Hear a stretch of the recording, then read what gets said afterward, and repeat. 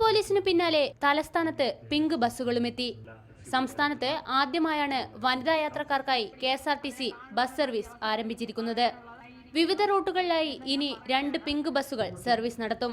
ഗതാഗത മന്ത്രി AK Saseendran pink ബസ്സുകൾ ഫ്ളാഗ് ഓഫ് ചെയ്തു.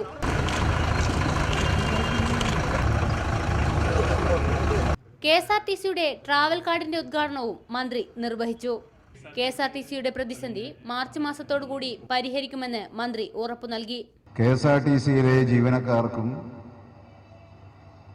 പെൻഷൻ വാങ്ങിക്കുന്നവർക്കും ആശ്വസിക്കാൻ കഴിയുന്ന വിധത്തിലുള്ള നടപടികൾ വളരെ അടിയന്തരമായി തന്നെ ആരംഭിക്കുന്നതിനുള്ള നീക്കത്തിലാണ് സർക്കാർ ഇപ്പോൾ ഏർപ്പെട്ടുകൊണ്ടിരിക്കുന്നത്. പിങ്ക് ബസിന്റെ പ്രവർത്തനം വിജയകരമാവുകയാണെങ്കിൽ സംസ്ഥാന വ്യാപകമായി പിങ്ക് ബസ് സർവീസ് നടത്താനാണ് സർക്കാരിന്റെ നീക്കം. റിപ്പോർട്ടർ, തിരുവനന്തപുരം.